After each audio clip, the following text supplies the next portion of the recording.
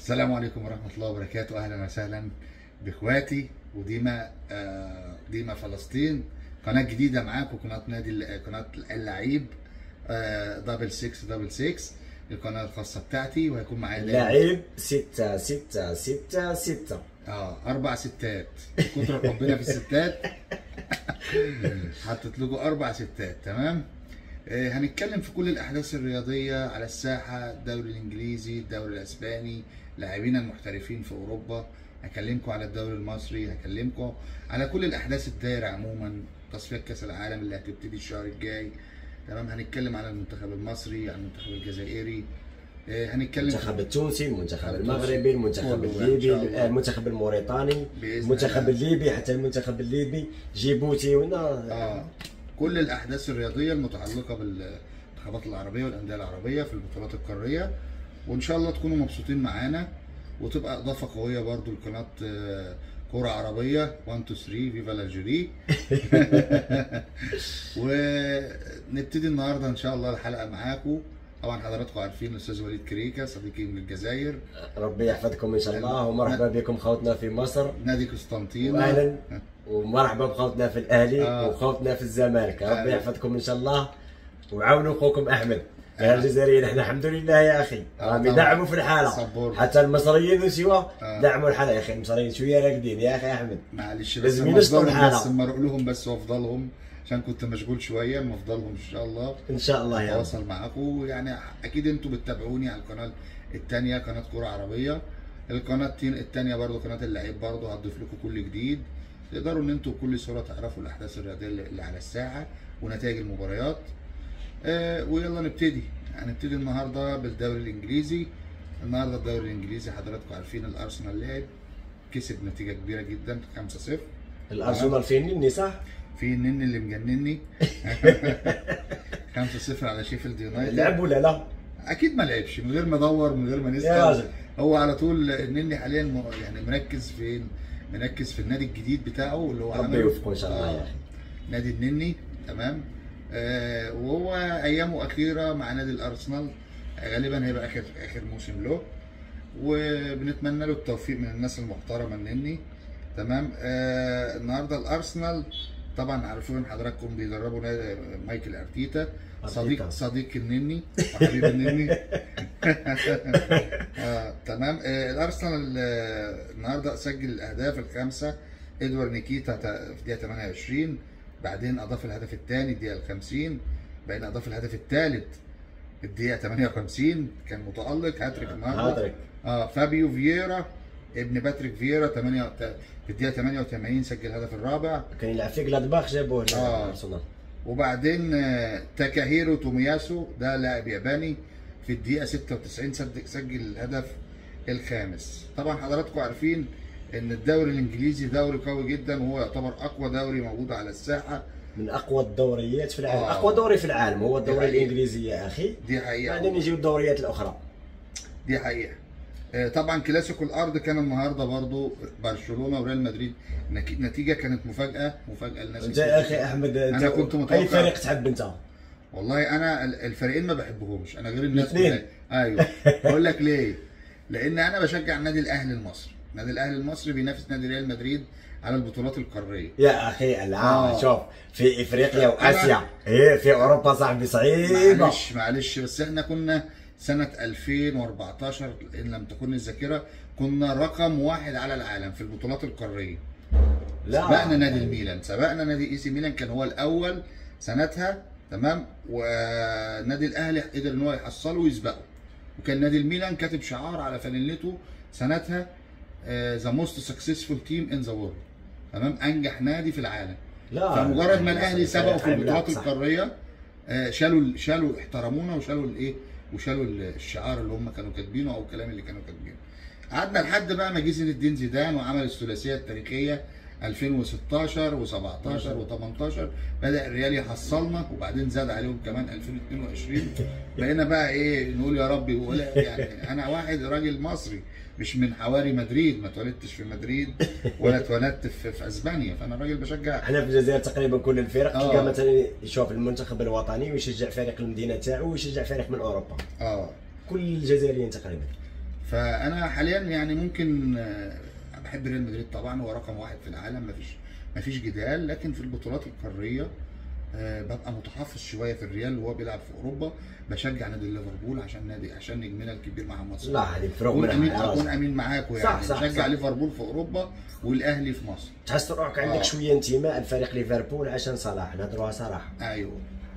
فالنهارده نرجع لموضوعنا. برشلونه النهارده خسر على ملعبه 1-2، برغم ان برشلونه تقدم في النتيجه عن طريق الكاي جوندوجان في الدقيقه 6، لكن ريال مدريد في الشوط الثاني عادل النتيجه عن طريق بيلينجهام الانجليزي الدقيقه 68، وبعدين اضاف الهدف الثاني وهدف الفوز في الدقيقه 92. بيلينجهام هو اللي سجلهم في 2 صح؟ بيلينجهام هو اللي جاب الجونين، لاعب دورتموند. والمباراه كانت يعني جيده جدا والجمهور استمتع بيها.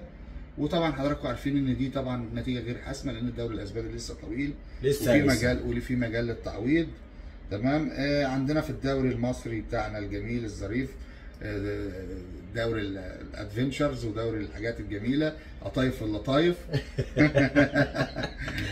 طبعا دوري المتعه والاثاره. عندنا كان الاتحاد بيلاعب دلوقتي المقاولين العرب، الدقيقه حاليا بيلعبوا لسه في الشوط الثاني تقريبا 2-2 النتيجه التعادل. انت لما شكون ترشح يفوز؟ يعني والله الدوري المصري عندنا تتوقع فيه اي حاجه تحصل ما عدا النادي الاهلي على طول هو الايه الاساس الكسبان. يعني نتائج مفاجاه لما الاهلي يتعادل او يخسر، انما الانديه الثانيه ممكن اي حد يكسب اي حد. والزمالك لو كان في احسن احواله، والزمالك في احسن احواله برضه بيكسب زي الاهلي برضه. فالاتحاد والمقاولين يعني 2-2 نتيجه متكافئه. نادي زد يا جماعه، نادي حاليا محقق نتائج قويه جدا. بيلعبوا على استاد القاهره. تمام. 0-0 مع سموحه. نادي فاركو خسر على ارضه من نادي الجونه 1-0. تمام. الدوري الانجليزي النهارده نادي وولفرهامبتون بيلعب حاليا مع نيوكاسل 2-2. هو اللي فيه لاعب جزائري وولفرهامبتون نوري. بورنموث فاز 2-1 على نادي بيرلي. المفاجأة الكبيرة المدوية هي خسارة نادي تشيلسي على أرضه وجمهوره من نادي برانفورد. طبعا ما احناش عارفين ايه اللي بيحصل في تشيلسي حاليا. تشيلسي من نهار راح لهم المدرب توخيل وهم في أزمة. دي حقيقة. نهار راح المدرب توخيل. والحقيقة من نهار الحرب الأوكرانية الروسية ما راح صاحب النادي رومان ابروموفيتش الروسي. لا هو كي راح خلى توخيل في الفريق. والنادي بعدين لما جا مالك النادي الجديد نحى توخيل من تدريب الفريق. والنادي تراجع جامد جدا، اصبح فريق عادي جدا. عادي عادي اي فريق يفوز عليه، حتى مش في الخمسه ولا في السته الكبار السنه اللي فاتت. مع من خسر اليوم؟ خسر مع برينفورد على ارضه. برينتفورد عنده هذه السنه الثانيه او الثالثه منذ الصعود. برينتفورد كاين لعب فيه سعيد بن الرحمن، وسعيد بن الرحمن انتقل لويست هام. يعني المنافسه السنه دي زي كل سنه نادي مانشستر سيتي متفوق برغم ان الصداره حاليا لنادي توتنهام، وبيلاحقوا نادي مانشستر سيتي. يا اخي توتنهام راح لهم هاري كين احسن مهاجم. يا اخي تحسنوا. لا توتنهام في تيم كويس بقى لهم اكثر هو تقريبا نفس التيم. بس يا اخي مثلا هاري كين زعما من احسن اللاعبين في توتنهام ومن احسن اللاعبين في انجلترا. لما هاري كين راح لبايرن ميونخ يا اخي تحسنت الاوضاع في توتنهام واصبحت ظروفهم جدا ممتازه. لكن انا ما اتوقعش ان هم يكملوا، هم هيبقوا اكيد في ما عندهمش طول النفس، ما عندهمش البديل القوي زي مانشستر سيتي، والليفربول قريب منهم برضو، والمنافسه غالبا والارسنال نفس الكلام. يعني اتوقع المنافسه هتبقى محصوره بين الرباعي مان سيتي ليفربول ارسنال توتنهام. تمام. بالنسبه للدوري الاسباني طبعا البارسا خساره مفاجاه النهارده في الكامب نو. خساره في الكامب نو هتعطلوا شويه. الدوري السعودي نادي الاتفاق فاز على نادي الوحده 1-0. تمام. حاليا لسه بيلعبوا لسه الماتش ما خلصش. نادي الشباب خسر خارج ارضه مع نادي ابها 2-1.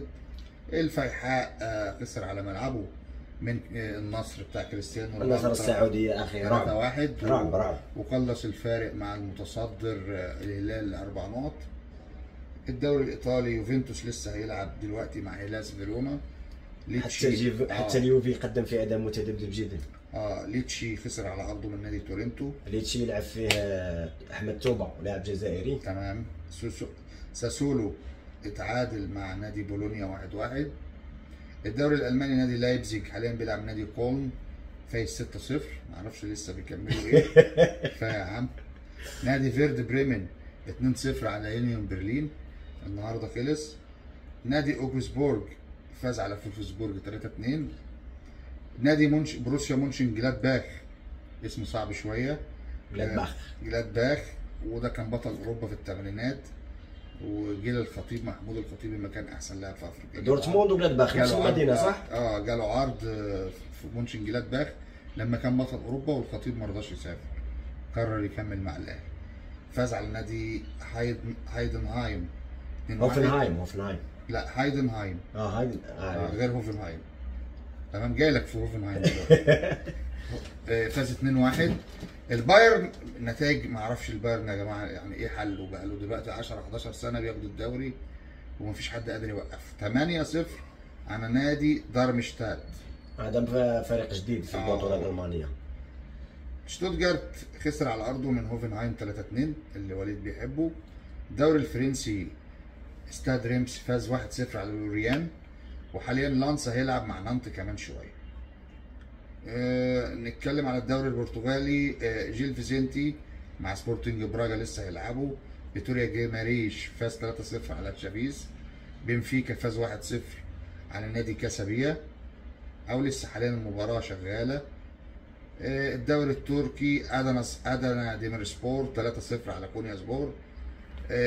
شايكور ريزا سبور خسر على ارضه من جالاتا سراي 1-0. الانيا سبور خسر على ارضه من سيفاس سبور 2-1. يعني في دوريات تانية برضو يعني برضو ما تهمناش قوي. تهمك قالها اللاعبين المصريين والمحترفين والانديه الكبيره. الانديه الكبيره هما اللي يهموا الناس، هما اللي يتابعوهم الناس. تمام. وانت قالها مثلا المحترفين المصريين، واش رايك في المردود تاعهم في اوروبا؟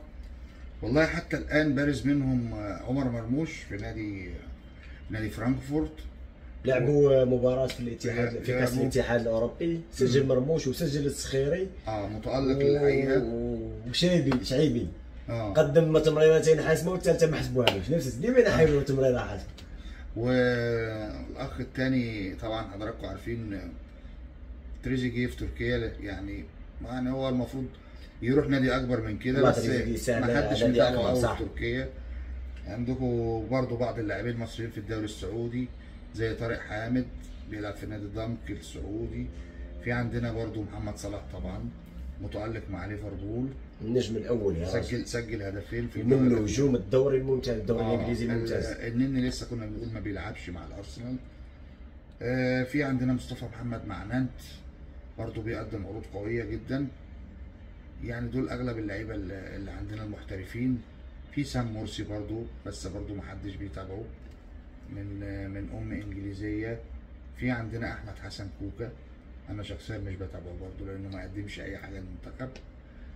يعني غالبيه عناصر لاعبينا من المحليين، وانجازاتنا كلها اغلبها مع المحليين. عموما انا يعني مش عايز اطول عليكم النهارده اول حلقه، فاتمنى دعمكم لايك وشير ان شاء الله يا ربي، وان شاء الله يا رب نكون عند حسن ظنكم. وتحيه لانصار الاهلي وتحيه لانصار الزمالك، ولما يكون الزمالك في القمه راح يكون الاهلي في القمه، لما يكون الزمالك مش في القمه الاهلي مش راح يكون في القمه يا اخي. انصار الزمالك يستحملوني شويه، يعني بهزر معاكم اخوكم برضه. تحيه للشباب قسطنطينه والاستاذ علي، ونتمنى التوفيق نشوف شباب قسطنطينه السنه الجايه ان شاء الله في دوري ابطال افريقيا ان شاء الله، ان شاء الله الجزائر السنه دي. وديما فلسطين، تحيا فلسطين، تحيه لفلسطين، تحيه للرجال، وفي امان الله. متشكرين جدا على متابعتكم. في امان الله اخواتنا، شكرا جزيلا. شكرا جزيلا، مع السلامه.